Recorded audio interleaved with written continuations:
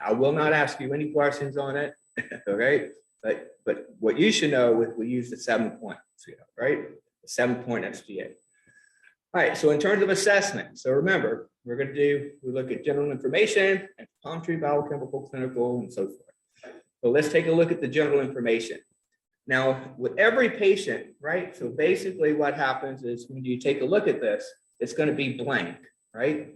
So when it's blank, again, usually it's a blank sheet. Well, if you have it set up right electronically, so you're going to go through each one of these items, right?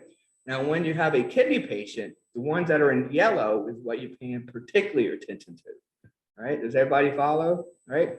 So you're going to do this for every patient, but you want to targeting the ones that are in yellow. That's what you really want to be looking for.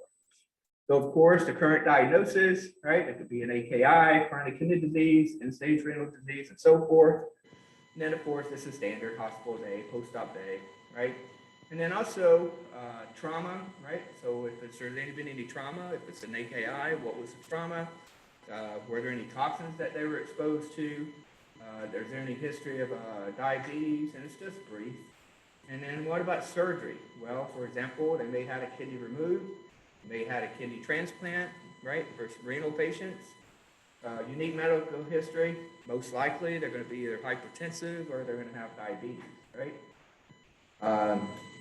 They may have amputations because someone who's diabetic, there's a good chance that they also have an amputation. Now, if they have an amputation, how is that going to affect your assessment? What's that? Body weight, yeah.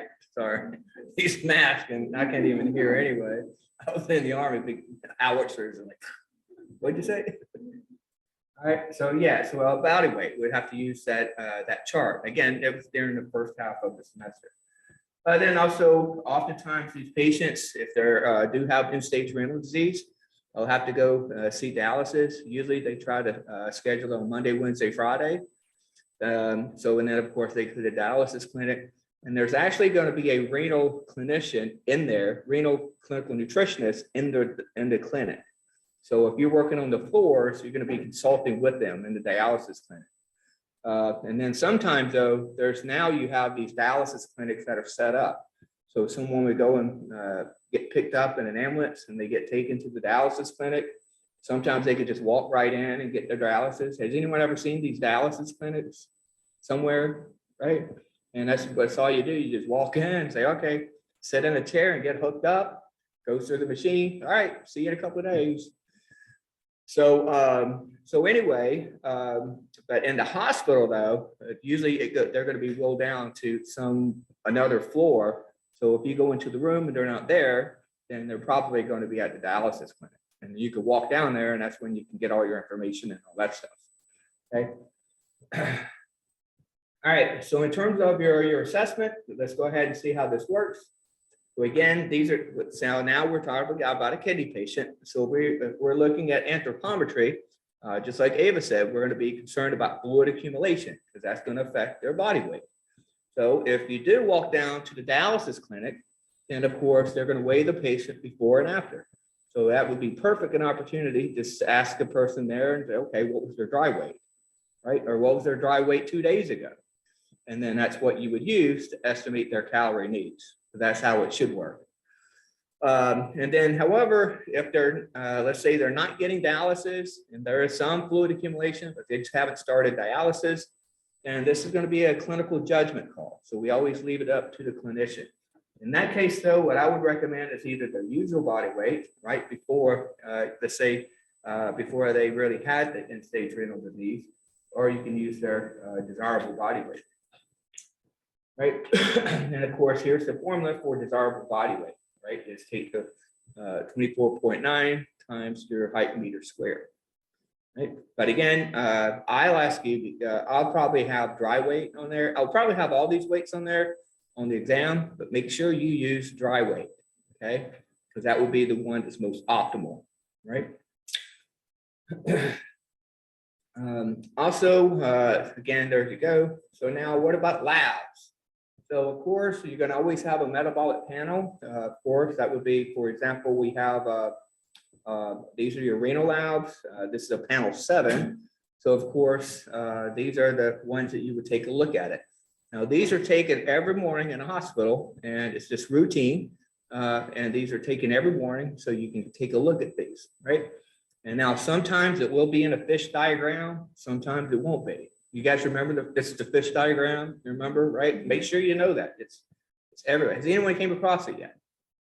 Well, next semester, when you have me in 446 and when you start visiting doctors, shadowing doctors and stuff, please come to me and let me know that, right? Because that always makes me feel good. It's going to happen in somebody. All right. So anyway, your sodium levels can often be low. Now, why would our sodium levels be low? Can anybody take a guess? Because when we measure our sodium, we have our sodium over liters, and this is water. And this is sodium, and it could either be in whatever milliequivalents or what have you, right? So if I'm retaining a lot of water, well, if I'm increasing this number, what's happening to my sodium? Going down. So this is very common that we'll see. This is called hyponatremia. Now this is going to determine what we're going to do later on in terms of our fluid requirements, for example. And then also our potassium levels. Now our potassium levels, these are going to just about always be high.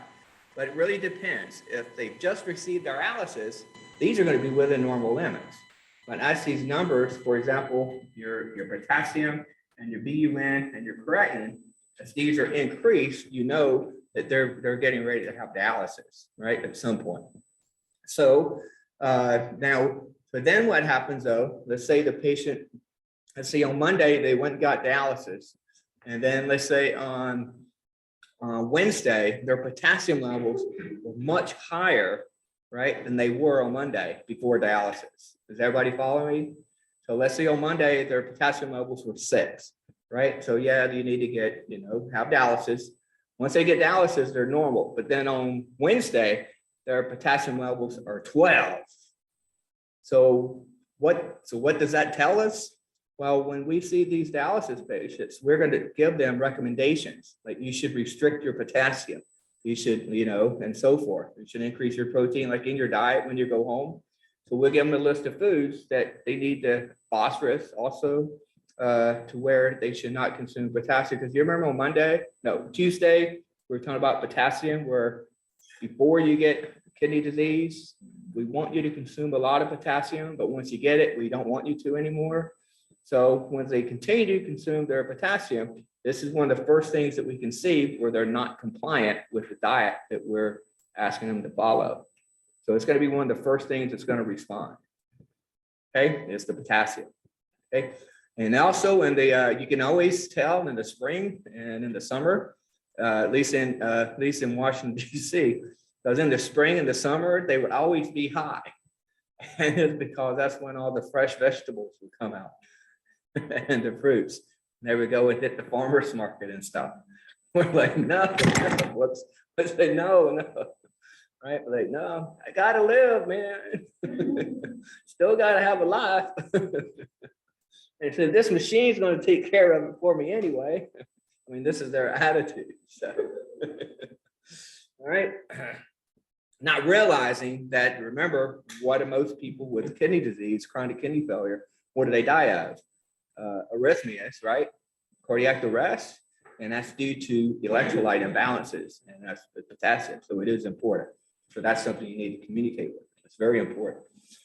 All right. So what else are we going to take? So our BUN, again, if you recall, why is these going to be high? Because as you recall, we've talked about this before. Here's our liver, right? So here ammonia is going to be taken up here, and then this ammonia is going to get converted into urea. And that's going to be converted into BUN. Then BUN is going to go to your kidneys. And then it's going to get excreted, and that'll be UUN. Okay, so of course, this is going to be high. Okay, and of course, also, here you have your muscles. Because of normal metabolism, they're going to start breaking down creatinine. Right? And then normally this is going to go and get excreted in your urine. But that does it because the kidneys aren't working, right? So now your creatinine is going to go up, your BUN is going to go up. Okay. Okay, so now, so we also have other labs. Also, our hemoglobin is going to be low, and also our hemoglobin is going to be low, and our hematocrit is going to be low. Now, why, if you think back at kidney functions, why would these two be low? What's one of the functions of the liver? I mean, shoot. What's one of the functions of the kidney in terms of red blood cells? What's that? Create new plate cells. Remember, we have a hormone. Do you remember this hormone? Erythropoietin. Does that kind of ring a bell?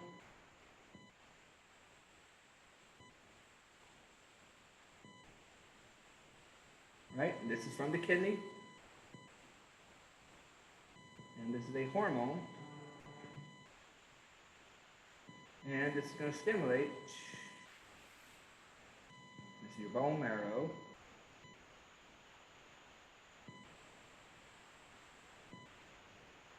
To produce red blood cells. And of course, hemoglobin is going to be in there as well.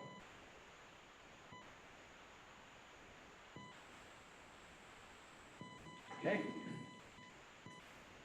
So yes, because of that hormone. So just about every one of your kidney patients, like towards stages 4 and 5, they're going to be taken. It's called APO or EPO. This is the slang term for it. They're going to be taking EPO, okay? And it's called epoetin, and I'll show you how to do that later. I mean, you'll see it later, right? Okay, so now so in a hospital setting, so now remember we have assess, diagnose, implement, right? And monitor and evaluation. So these are the ones we're going to be monitoring. We're going to monitor the BUN, whatever the ones that are high, we're going to monitor. Because you want to get them back to where the normal limit is, right? So then you know that your intervention is working. Okay, and we'll come back to that. All right, urine. Now, this is kind of tricky. So when we have stage 1, right? This might be high, and this might be high, right? So that would be stage 1, because it's leaking through the membranes, all right? So, however, when we start talking about stage 5, the kidneys aren't working, they're shot.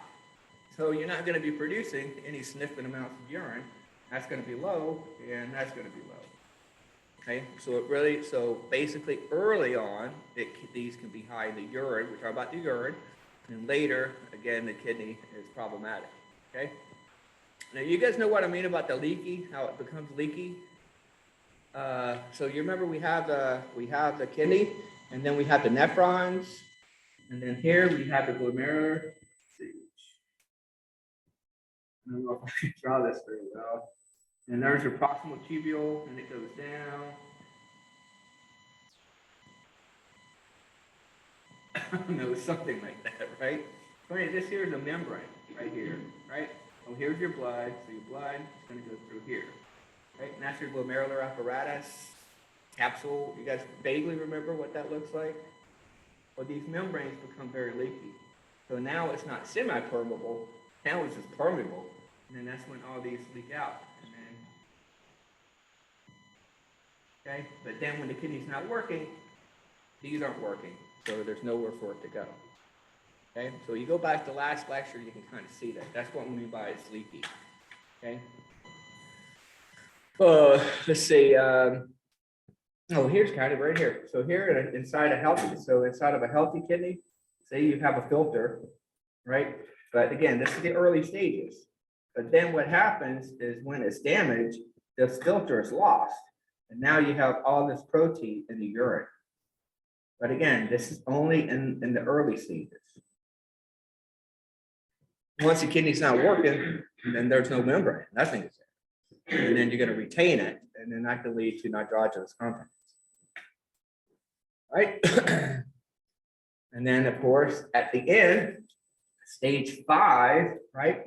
your blood urea nitrogen, right? Your renal and your blood is going to be high, high, high, and that's going to be low. All right, so now let's go on. So now in terms of clinical. Now we're doing a clinical finding. So now what we're doing is we're looking all over the body. We're going from head to toe, but we always go ABC, right? Airway, breathing, circulation. We're going to do that. And then we'll start going from head to toe, right? So some things you want to, first of all, clinically, you want to review the note, see what's going on. And then the signs and symptoms, of course, these are very common. Anorexia, again, the cachexia is because of buildup of all those androgynous compounds. Dysgeusia just means difficulty tasting. So the difference between the two is dysgeusia is when you eat something and you go, and you can't taste anything, and you keep trying, and after about 30 minutes, maybe a minute, finally you taste something. Has anyone had that before? Have you ever drank water and you just can't taste it? Or whatever. But and then cachexia is just where it's just a foul taste in your mouth. Okay. And then there's have all kinds of different tasting, right? Xerostomia, dry mouth, possibly, but these are the ones in the yellow here is what's going to be more related to kidney disease. Blood pressure is usually going to be high. Temperature, it really depends. If we're talking about acute kidney injury, then it can be high. They could have, or the patient could just be sick too. That's in the hospital. So they may have chronic kidney disease, but they're remitted for something else. These are the medications. So let me tell you a little bit about what these do. So with the calcium acetate, what this does is a phosphate binder. So if you recall from last time, we mentioned this last time. Does anybody remember this last time? Right? So when calcium levels in very high dose, they bind to the phosphorus, and then that prevents the phosphorus from being absorbed, and that's going to decrease phosphorus in the blood. Okay, because if you don't absorb it, it's not going to be increased in the blood. So it prevents the absorption of it. Also lactulose, about 30% of nitrogen is produced by bacteria in the gut.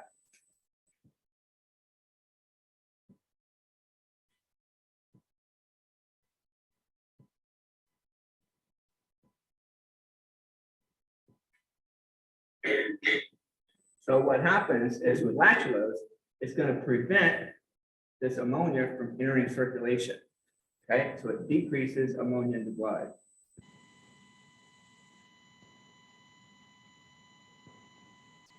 Now, why is this good to decrease the ammonia in the blood? Again, just to go back to your basics, right?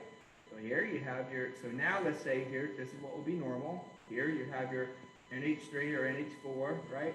This is coming from your gut, let's say, right? Of course, it's going to go to your liver, and then it's going to get converted into BUN, and then it's going to go to your kidney, and then it's going to get excreted, right?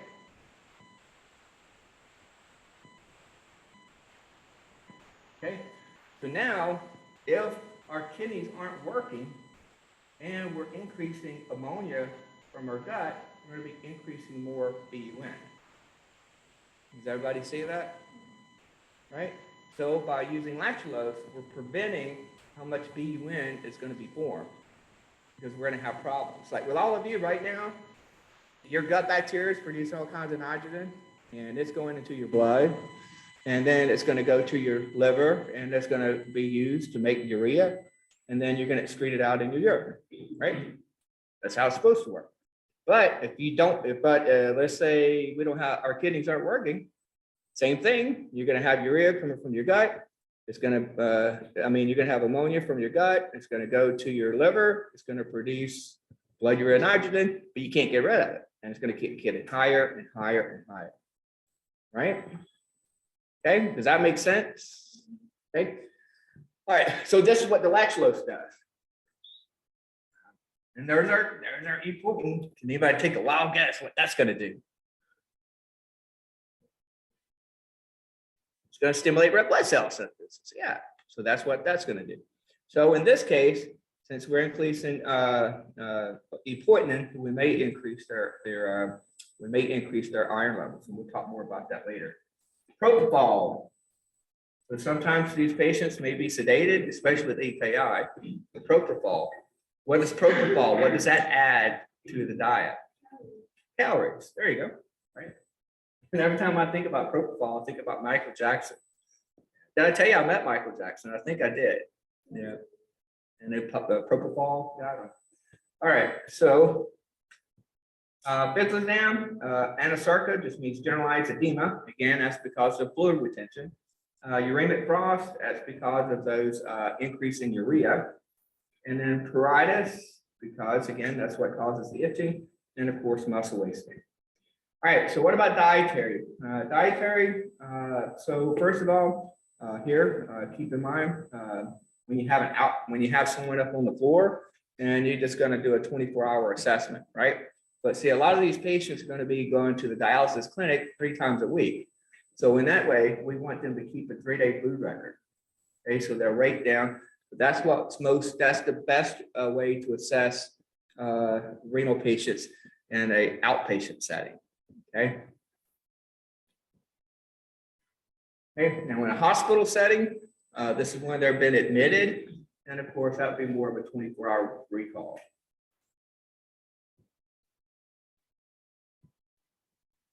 And that would be inpatient. I'll just put inpatient. Okay. Now, one of the things we always want to make sure are they taking any dietary herbal supplements? Now, I told you about my patient, Vargas. He's, of course, he was taking, when I interviewed him, he was telling me that's what he was taking, ephedrine. Remember that? Right. So you want to, and then also you want to make sure they're not going to be consuming any potassium supplements, vitamin K supplements. We're going to talk about that in a second. Right. And then, of course, cognitive function. All right. So in terms of energy and protein. So first of all, just about all of our patients, they're going to either be 25 or 35.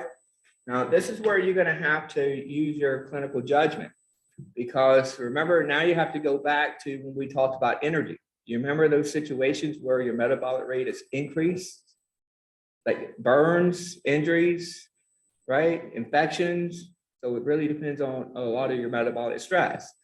Now, let's say you had someone who's got chronic kidney disease and they were in a major automobile accident. They were in the ICU, right? Because I mean, this happens. So you already know you're going to feed them like 30 calories per kilogram of body weight. But if they're in the ICU because of this car accident, you think we should go to the lower end, 25 or to 35? They're in a major accident. Oh, well, yeah, that's the first thing. Yes. The first thing you're going to check is to see if they're hemodynamic. You do your ABCs, aspiration risk, are they hemodynamically stable? So let's say they're hemodynamically stable. They're good to go. You did all your check boxes. No aspiration risk. They're hemodynamically stable. And now you need to make a recommendation. Yeah, it's going to be 35. Right. You see how this works? Okay. But if they just got the flu and they're in a hospital, they're probably just going to go with 30. Most of my patients, we always had 30.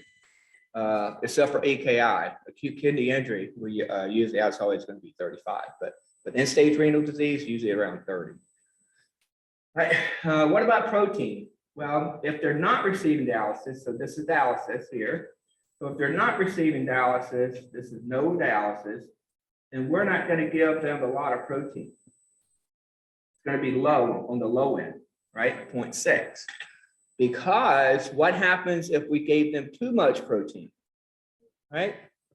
Well, if we gave them too much protein, again, we talked about this before. So if we gave them too much protein, then what's going to happen, right? Again, this is excess. And of course, that's going to be released to amino acids. And then of course, here, that's going to release this ammonia. We're going to deaminate it. Here's your carbon skeleton. And that's going to be leading to fatty acids, right? Or glucose, right? So what's the problem here? If we give too much, you're increasing this. And if we have an increase in ammonia, we're going to have an increase in Urea, right? We're going to have an increase in urea, and our kidneys can't get rid of the urea. Okay, so that's the rationale behind this. Okay. All right, so but what about those who are receiving dialysis? So now we don't need to worry about it. Now we're going to actually increase their protein requirements. Usually it's 1.2. Okay, so now in this case, we don't have a, we can deal with it because they're getting dialysis, and we can just filter out all that excess BUN, right? Does everybody see that, right? Okay. Okay, now let's talk about fluid requirements. Fluid requirements is not really that special. Yeah, I wouldn't even, you don't even need to know all of this, right? But anyway, with fluids, usually it's not restricted. But what you do need to know, though, if there's any fluid accumulation, like congestive heart failure, as you may have kidney patients that have heart failure as well, or hyponatremia, and of course, we will not restrict fluids, right? So again, going back to this hyponatremia, right? You have your sodium over your water, right? If this is already low, then if you give them more water, it's going to make it lower. Does everybody follow it, right? So we don't want to, so we need to restrict the water to get the concentrations back. So actually it's this way here. Okay. Well, this will be, yep, okay. Then also, again, same thing with, oh, this here is hemodialysis. So this means they're receiving dialysis. Okay, so usually you're not going to restrict water. All right. Now, in terms of, again, with your case study, they have end-stage renal disease. So is proteinuria really going to be that valuable with end-stage renal disease? No, right? That's not going to indicate anything, right? So, okay. But if the stage 1 with proteinuria be significant, stage 1, yeah, because you're leaky, right? So you're going to be a lot of it's going to be in the blood. And then also, this is what I always use. I'm not going to ask you anything about this. I just want you to know that oftentimes when docs give IVs, to let's say rehydrate someone or provide their water needs, then this is what they use. They use serum sodium. So it's just FYI. You don't need to even know it. All right, nutrition diagnoses. So with nutrition diagnoses, so again, you've seen this before, right? If you're going to go into dietetics, I guess you need to know all this. But really, all you need to do is stick to these. Right? One of these 6 things could be your diagnosis. So the ones that are relevant to kidney disease, so let's go through these. So do you think inadequate intake? Do you think that could be true for kidney patients? Sure. Why? Because the buildup of the nitrogenous compounds is going to affect their taste. Right? Also, they're not going to be feeling that great. And so that's going to be one, right? And that could be a diagnosis, or if they're not meeting at least 75% of their dietary requirements. What about impaired utilization? You think that's going to be? You think by having kidney disease, that's how you utilize nutrients? Absolutely, right? So that's going to be one. Okay. Metabolic demand. If they're receiving dialysis, you think they're going to be high in metabolic demand? Well, yeah, remember the calories are, the protein much higher? Yeah, right. And then you can even say impaired nutrient excretion. So stage 1, you could say increased nutrient losses, right? But in terms of, but however, with stage 5, there's not really any problems with increasing nutrient losses. Okay, so it really depends on where they're at. So mostly it's going to be this one. That's the big one. And then it can be this one. But this one, you can use that for every kidney patient, right? Because again, that's when they're kidney patient, right? What about intervention? So with interventions, first of all, with the diet order, of course, here's your calories. We talked about this before. Generally, it's going to be between these. And I usually, the most common one that you're going to use, generally, it's going to be 30. And then here, commonly, you would use 1.2. Now, you have different diet orders. We covered this before. Now, what's special about a renal diet order is you always list out how many calories that they need. You always list out how much protein is required, and you write it just like this.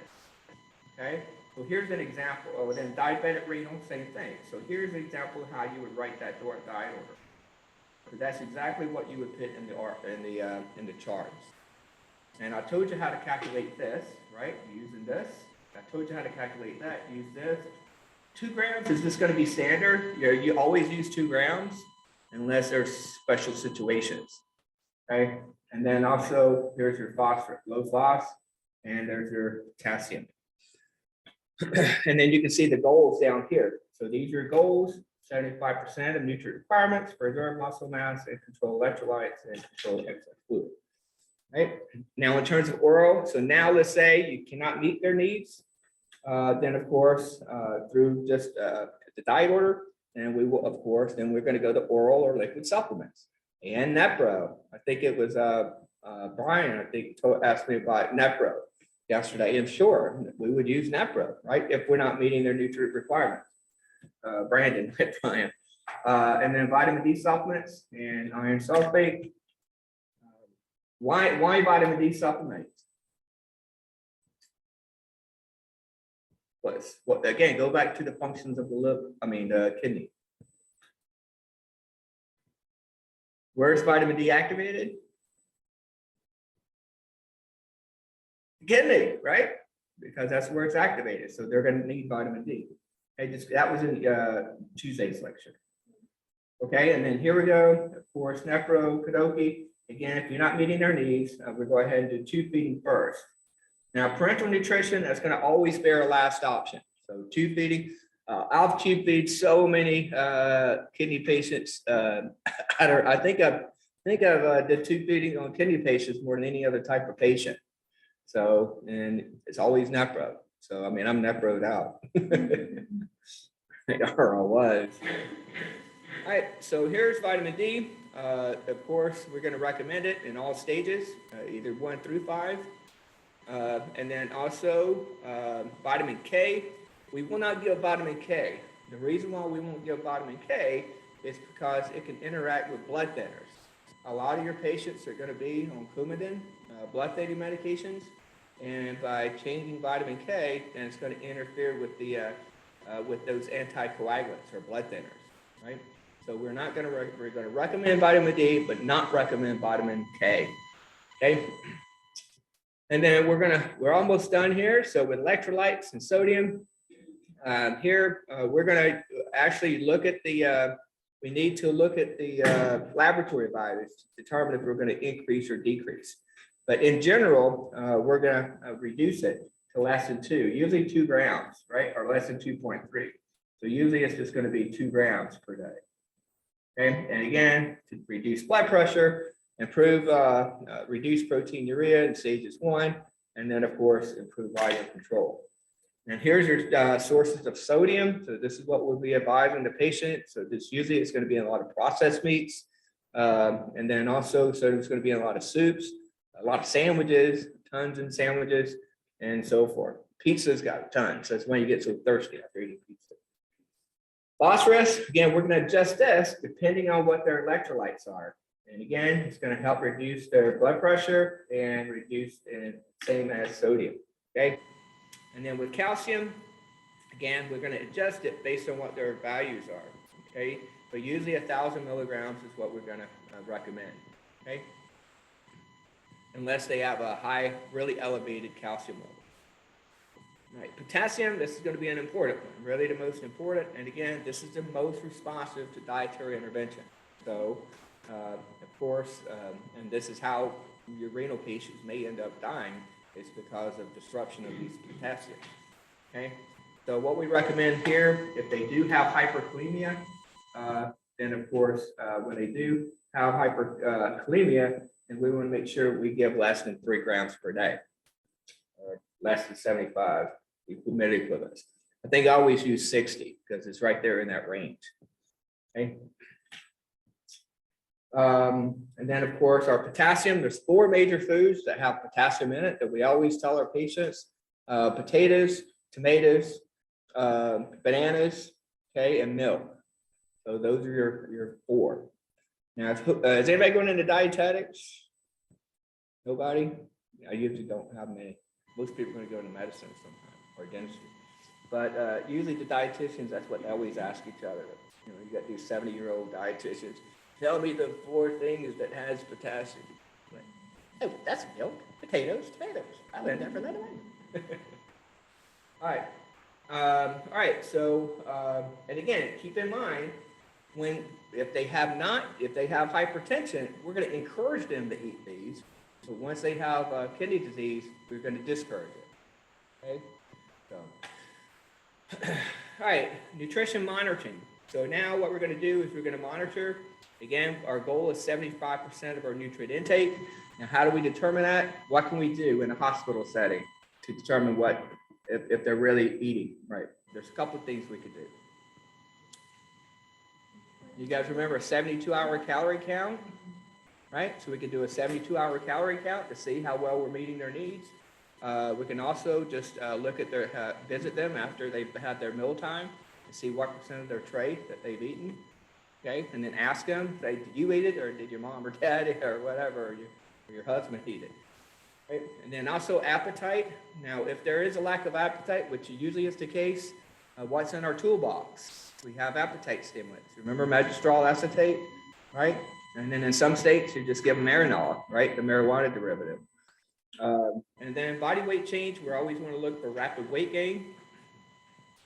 Biochemical data, we can always monitor this, right? And then, of course, with anthropometric measurements, so a lot of our patients are going to have protein energy wasting. So the hand grip, you remember this? We talked about that during assessment, and that can assess their protein status, okay, or their muscle wasting.